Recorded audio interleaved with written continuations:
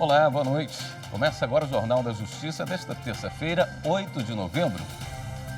O plenário do Supremo já tem maioria para confirmar a suspensão da medida provisória que alterou leis de apoio financeiro à cultura, dificultando o repasse de recursos para o setor. Esse é um dos destaques da edição de hoje. Você vai ver também. Supremo decide que sindicatos devem participar de ações sobre contratações em estatais.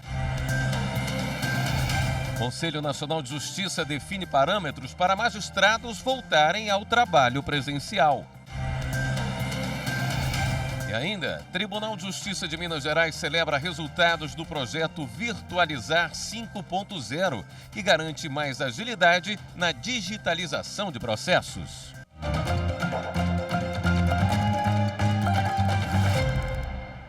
O Supremo Tribunal Federal já tem maioria para manter a suspensão dos efeitos da medida provisória que permitia adiar o pagamento de benefícios para o setor cultural e de eventos.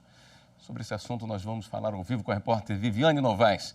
Boa noite, Viviane. Esse julgamento acontece no plenário virtual, não é?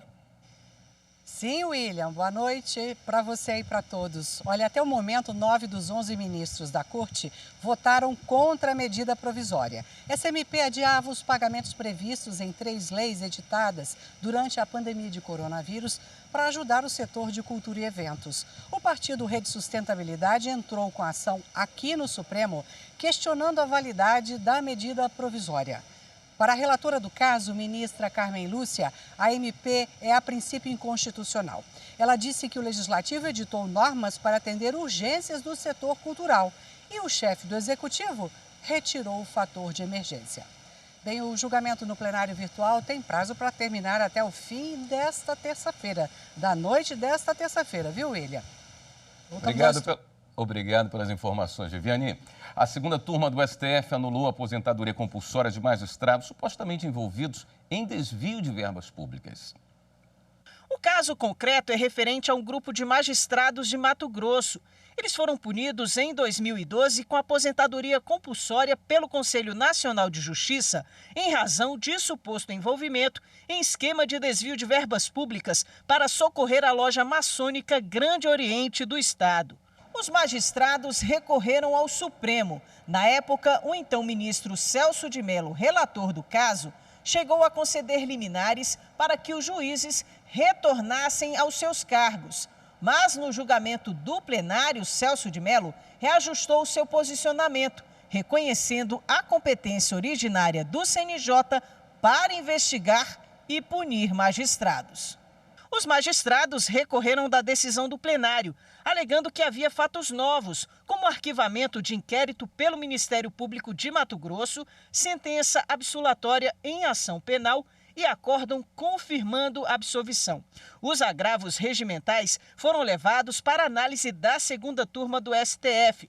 Na retomada do julgamento nesta terça-feira, o ministro Gilmar Mendes apresentou voto vista, no sentido de dar provimento ao pedido feito pelos autores. E não há elementos seguros a fim de comprovar que qualquer dos magistrados investigados neste inquérito civil exerceu influência ou interferência para a concessão da vantagem impugnada e que não houve por parte dos magistrados investigados conduta desabonadora onde o fim fosse a obtenção dolosa de vantagem pessoal ou mesmo que importasse prejuízo ao erário, motivo pelo qual não se reputa possível a aplicação das penalidades previstas na Lei de Improbidade Administrativa.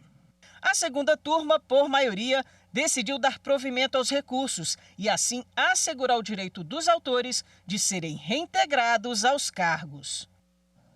Já a primeira turma decidiu que o caso do oficial de cartório acusado de matar a namorada em Ibituba, no litoral catarinense, em 2018, deve ser julgado pelo Tribunal do Júri. Paulo Odilon Xisto Filho é acusado por homicídio triplamente qualificado. Motivo fútil, feminicídio e impossibilidade de defesa da vítima. Além disso, o oficial de cartório responde por fraude processual. Ele teria agredido a namorada Isadora Viana Costa até a morte em 2018. Nesta terça-feira, os ministros da primeira turma analisaram mais um recurso da defesa de Paulo Odilon. Os advogados dele pretendiam a absolvição ou que o caso não fosse enviado para julgamento pelo Tribunal do Júri. O laudo constatou que a vítima morreu por causa de vários golpes que causaram traumas abdominais. Tanto o acusado quanto Isadora haviam consumido cocaína no dia dos fatos. A defesa diz que o caso apresenta dúvidas e que não há nada concreto sobre a materialidade do crime. Alega que a jovem poderia ter morrido por causa de uma overdose. Nesse caso, de acordo com a defesa de Paulo Odilon, deveria prevalecer a inocência do acusado. O relator do caso, o ministro Alexandre de Moraes, afirmou que a decisão do Tribunal de Justiça de Santa Catarina de levar Paulo Odilon a júri popular foi correta e que o conjunto de provas deve ser analisado pelo júri popular. A maioria dos ministros acompanhou o relator. Havendo provas, havendo a razoabilidade de indícios fortes, aqui nesse momento não se pode suprimir do juízo natural, do juízo constitucionalmente natural para crimes de homicídio, que é o tribunal do júri, a possibilidade de análise. Senão, estaríamos aqui possibilitando a supressão, em inúmeros casos, da análise do mérito pelo juízo natural. Outro caso analisado pela primeira turma foi sobre um recurso em habeas corpus de um juiz afastado compulsoriamente, acusado de fazer parte de uma organização criminosa. A defesa alegou que as provas não deveriam ser levadas em consideração, já que foram obtidas por meio de delação premiada. O relator do caso, o ministro Luiz Fux, negou o recurso porque, segundo ele, as delações não devem inviabilizar as provas. Todos os ministros da primeira turma acompanharam o relator. Seria um rematado desleixo, para não dizer absurdo, se um magistrado, à luz de elementos probatórios contrários a determinada pessoa que praticou o ilícito, e aqui consta que a Corregedoria Nacional da Justiça já estava apurando essa nomeação de peritos, seria um rematado absurdo que o juiz fechasse os olhos exatamente para a existência de ilícitos praticados e que foram, digamos assim, inferidos da colaboração premiada. Quer dizer, já que não foi sobre essa organização criminosa, então, que passou, um dia aparece. A justiça é cega, mas o juiz não é. E hoje o Supremo publicou a tese do julgamento que definiu a participação de sindicatos em ações para invalidar contratação irregular. A Corte decidiu que as representações sindicais devem participar dos processos que envolvem as estatais. O julgamento foi no plenário virtual. A maioria dos ministros do STF seguiu o voto divergente do ministro Alexandre de Moraes. Ele julgou ser incabível a participação de todos os empregados atingidos em ação civil pública entre o Ministério Público do Trabalho e a empresa estatal. Por isso, no âmbito do processo coletivo, os interesses dos trabalhadores devem ser defendidos pelo sindicato da categoria. O caso foi julgado no Supremo depois que o Sindicato dos Trabalhadores das Indústrias Urbanas no estado de Roraima entrou com recurso contra acórdão do Tribunal Superior do Trabalho. O sindicato alegou ofensa aos princípios da ampla defesa e do contraditório, considerando que o acórdão do TST resultou na demissão de aproximadamente 98% dos empregados. O recurso começou a ser julgado em 2021. O relator, ministro Marco Aurélio, em decisão liminar, suspendeu as demissões dos empregados até o julgamento final no Supremo. Já sobre o mérito da ação, o ministro Marco Aurélio votou para os empregados participarem do acordo que resulta em demissão firmado entre o MPT e a empresa estatal. O ministro Alexandre de Moraes divergiu e foi acompanhado pela maioria. O plenário virtual fixou a seguinte tese: em ação civil pública proposta pelo Ministério Público do Trabalho em face de empresa estatal, com o propósito de invalidar a contratação irregular de pessoal, não é cabível o ingresso no polo passivo da causa de todos os empregados atingidos, mas é indispensável sua representação pelo sindicato da categoria. O presidente do Tribunal Superior Eleitoral, ministro Alexandre de Moraes, se reuniu hoje com os procuradores-gerais de Justiça dos estados de São Paulo, Santa Catarina e Espírito Santo para tratar dos bloqueios nas estradas com o objetivo de contestar o resultado da eleição presidencial. Os procuradores demonstraram preocupação com o fluxo financeiro que está viabilizando essas manifestações e se comprometeram a compartilhar informações sobre financiadores e organizadores dos atos antidemocráticos. E o TSE tem sessão plenária daqui a pouco, com transmissão ao vivo, depois do Jornal da Justiça. Os destaques da pauta com o repórter Guilherme Glória. Na sessão de logo mais, os ministros devem julgar 4 recursos ordinários eleitorais relativos às eleições de 2022, entre eles um agravo regimental. A pauta do dia também prevê ações de impugnação de candidaturas ao cargo de deputado estadual. Uma é de relatoria do ministro Carlos Horbach e tem origem em Recife, Pernambuco. E os outros 2 têm como relator o ministro Benedito Gonçalves. E são de Curitiba, no Paraná, e Porto Alegre, no Rio Grande do Sul. Já o agravo em recurso ordinário eleitoral, apresentado pelo Partido da Mulher Brasileira, o PMB da Paraíba, contra o acórdão do Tribunal Regional Eleitoral Estadual, é de relatoria do ministro Sérgio Banhos. A sessão plenária do TSE começa daqui a pouco, às 7 horas da noite. A seguir, CNJ define parâmetros para o retorno de magistrados ao trabalho presencial. Voltamos já.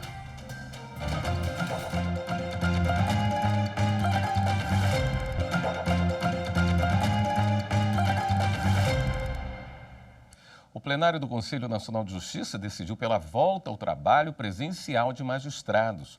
O teletrabalho só será adotado em casos excepcionais. Durante a pandemia de coronavírus, a Justiça passou por uma grande mudança na forma de trabalhar. O isolamento social fez com que o Judiciário adotasse muito mais o trabalho virtual, inclusive em audiências e sessões de julgamento. Na época, o Conselho Nacional de Justiça estabeleceu uma série de regras que foram adotadas pelos tribunais de todo o país. Hoje, o plenário do CNJ decidiu pela volta ao trabalho presencial de todos os magistrados brasileiros. A discussão teve como base uma decisão do Tribunal Superior do Trabalho, que havia determinado o retorno presencial de juízes e desembargadores. Os conselheiros do CNJ revogaram ou alteraram uma série de resoluções da época da pandemia. O plenário entendeu que a presença do magistrado no local do trabalho é um dever público e ele precisa estar disponível fisicamente para todos os que procuram a justiça. O conselheiro Vieira de Melo Filho lembrou que 40% dos brasileiros não estão incluídos no mundo digital. O juiz tem que estar na sociedade, viver para a sociedade e ir na sociedade para saber quais são os seus problemas. Esse é o conteúdo ético da função do magistrado. Eu não posso ser juiz no Amazonas e nunca ter pisado no meu estado e não saber aonde ele fica e o que tem na minha sociedade. O CNJ deu prazo de 60 dias para que juízes, desembargadores e ministros voltem ao trabalho presencial. Mas o trabalho virtual não está descartado. Ele deve ser adotado apenas em casos excepcionais. As audiências por videoconferência podem ser realizadas por determinação do juiz em caso de urgência, calamidade pública e conciliação, por exemplo. Também podem ser adotadas a pedido das partes de um processo, cabendo ao juiz decidir pela conveniência. O magistrado será dispensado de estar no local de trabalho também em situações excepcionais, como mutirão e projeto específico. A presidente do CNJ e do Supremo Tribunal Federal lembrou que é preciso conciliar a responsabilidade do magistrado com o avanço da tecnologia. Com os avanços tecnológicos, nós não podemos retroceder, não há dúvida alguma, em tudo aquilo que a tecnologia nos permite de implementação de um maior acesso ao judiciário, mas sempre objetivando quem? Os destinatários do nosso sistema de justiça, que é o povo brasileiro. A 4ª turma do Superior Tribunal de Justiça reafirmou que a prescrição só pode ser interrompida uma única vez. A repórter Kátia Gomes explica a decisão. No caso, a prescrição foi afastada em primeira instância por se entender que houve mais de uma interrupção do prazo pelo protesto cambial e pelo ajuizamento por parte do devedor de ação de cancelamento das duplicatas e do respectivo protesto. Já o Tribunal de Justiça do Distrito Federal e dos Territórios admitiu a dupla interrupção do prazo prescricional e julgou improcedentes embargos à execução que questionavam a prescrição das duplicatas. No recurso especial dirigido ao STJ, a empresa recorrente apontou violação do Código Civil e defendeu que a prescrição só poderia ser interrompida uma vez. No STJ, a quarta turma reformou o acórdão do Tribunal de Justiça do DF e deu provimento ao recurso especial, julgando procedentes os embargos à execução opostos na origem. O relator, ministro Antônio Carlos Ferreira, explicou que o Código Civil de 2002 inovou ao prever que a interrupção da prescrição deverá ocorrer uma única vez para impedir constantes interrupções do prazo. Segundo o ministro, são vários os precedentes em que a terceira turma do tribunal adotou a mesma tese quanto à impossibilidade da dupla interrupção prescricional. O TRF da Primeira Região tem um novo desembargador, Pedro Braga Filho, que era titular da 19ª Vara Federal da Seção Judiciária da Bahia.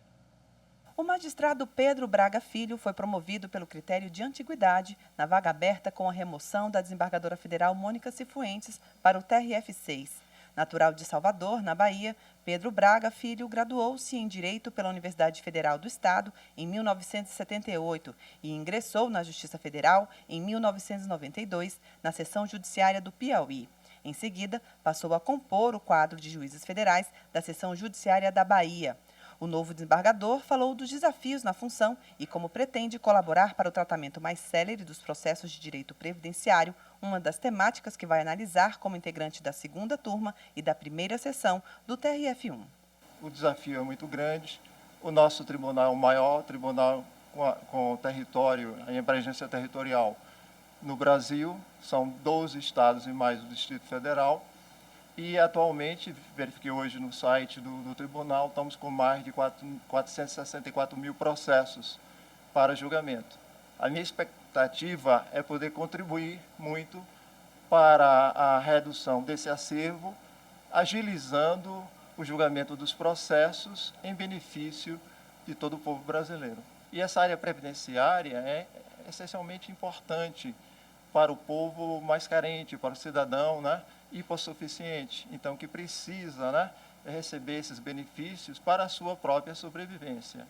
Então a minha expectativa é a agilização desse serviço e contribuir, inclusive, se for o caso, para conciliações nesses processos, para reduzir então esse acervo. No próximo bloco, o Judiciário Mineiro comemora os resultados do projeto que acelerou a digitalização de processos. Voltamos já.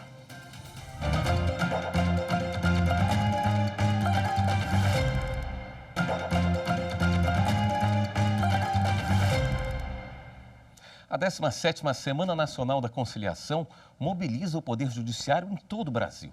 Em Mato Grosso, os esforços estão ainda mais concentrados para resolver processos por meio de acordos. São mais de 7.500 audiências agendadas. Menos conflitos e mais recomeços. Esse é o slogan da 17ª Semana Nacional da Conciliação, coordenada pelo CNJ em todo o país. Em Cuiabá, a solenidade de abertura ocorreu na sede do Tribunal de Justiça de Mato Grosso e prestigiada por magistrados, magistradas e outras autoridades. Se nós procurarmos realmente formas de soluções de conflitos que sejam céleres, menos onerosas e eficientes, nós temos que partir para isso e cada vez mais deixar a magistratura para decidir questões ainda não decididas, controvertidas e mais difíceis. Até a próxima sexta-feira, dia 11 de novembro, estão agendadas 7.792 audiências de processos que estão nas etapas pré-processual, processual e também em fase de execução. Elas serão conduzidas pelos 280 conciliadores e 155 mediadores credenciados pela Justiça Estadual, que hoje atuam em 47 centros judiciários de solução de conflitos espalhados em todo o estado. Na oportunidade, também foi celebrado um termo de cooperação técnica que estabelece uma parceria entre o Judiciário, por meio do Sejusc da Fazenda Pública, e o governo estadual. Parceria que deve tornar mais rápida a recuperação de créditos tributários e não tributários. Então, o termo de cooperação é justamente para permitir que o Estado venha a compor, né, com quem for de direito, né, nas questões antes mesmo de estar judicializada a demanda. Então, nós temos aqui um infindável número de situações. Nós estamos com a Secretaria de Fazenda e, posteriormente, a ideia é que avancemos na possibilidade de fazer acordos em outros setores da área da administração pública. Nós vamos permitir que milhares e milhares de contribuintes possam buscar a regularização fiscal através de métodos que vão permitir, ao final, que essas empresas trabalhem dentro da legalidade e que, ao mesmo tempo, preserve a condição para que elas possam assim fazer. Então, o governo de Mato Grosso recebe assim com muito bons olhos e com muita gratidão o trabalho que está sendo feito pelo Tribunal de Justiça, criando mais essa Câmara de Conciliação no âmbito fiscal do Estado de Mato Grosso. Esse trabalho da pacificação é uma bandeira dos tribunais, do CNJ, e Mato Grosso, como sempre, larga na frente. Nós estamos assim imbuídos e muito satisfeitos e acreditando nessa proposta dessa parceria agora com o governo do Estado. O Tribunal de Justiça de Minas Gerais já conta com 85% de processos digitalizados, mas agilidade e economia para todas as partes. O resultado faz parte do projeto Virtualizar 5.0. Os processos chegam em vans ao Fórum Lafayette, na capital mineira, para serem virtualizados. São pilhas e pilhas de documentos de Belo Horizonte e das comarcas do interior. Mas antes de começar o processo de digitalização, tudo precisa ser conferido e registrado pela equipe de apoio. O ritmo de trabalho é intenso. São digitalizados por dia cerca de 200 mil páginas de processos civis e criminais de primeira e de segunda instâncias. Já estão em meio eletrônico os processos da Vara da Família, que tratam de temas como pagamento de pensão e violência doméstica. O projeto Virtualizar 5.0 começou em 2020, durante a pandemia da Covid-19. Atualmente, 3,5 milhões de processos do Tribunal de Justiça de Minas Gerais já estão em meio eletrônico, o que representa 85% do total. Quase 150 pessoas trabalham para que os documentos fiquem acessíveis com a nova tecnologia. Cada página passa pelo scanner, onde é gerado um PDF para pesquisa, que na sequência é disponibilizado para inserção no processo de justiça eletrônico. Com o documento em fluxo digital, o acesso às informações para todas as partes envolvidas fica mais fácil e ágil. O presidente do Tribunal de Justiça de Minas Gerais, desembargador José Arthur de Carvalho Pereira Filho, assinou um novo termo de cooperação para garantir a conclusão dos trabalhos até junho de 2024. É um processo que visa celeridade, economicidade, porque você não está mais gastando papel, sustentabilidade, porque o papel são árvores, né? E o juiz, o advogado, etc., podem peticionar de qualquer lugar do país ou fora do país, desde que seja ligado à internet. Hoje a produtividade nossa é extremamente maior do que antigamente. Vamos pensar só no aspecto deslocamento. Não há necessidade mais de deslocamento. A pessoa pode trabalhar em casa. Então, o tempo perdido no deslocamento é possível fazer em casa.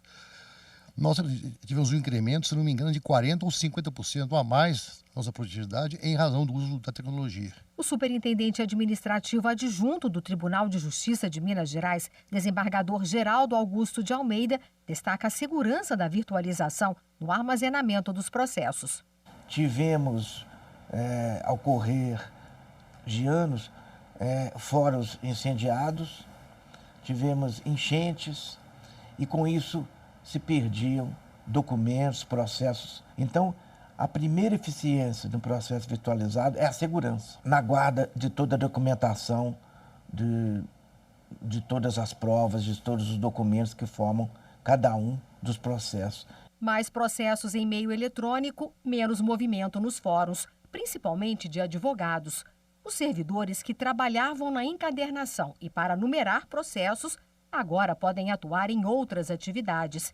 E graças à tecnologia, a famosa cena de armários lotados de processos já faz parte do passado nos tribunais de Minas. Uma das grandes despesas que o tribunal tem é das grandes centrais de arquivo para armazenamento dos processos que são extintos, concluídos, né? Eles ficam anos em arquivos que têm que ser alugados pelo tribunal ou colocados em prédios próprios. E até em outra instância, a gente for avaliar até na arquitetura, na estruturação dos novos edifícios forenses. Sendo que antes precisávamos de muito espaço para armazenar processos, hoje os espaços são mais reduzidos. Os espaços são mais destinados para o conforto, o bem-estar tanto do público interno quanto do público externo, e não para o armazenamento daquele volume enorme de processos. Esta edição do Jornal da Justiça fica por aqui. Obrigado pela sua companhia. Até amanhã.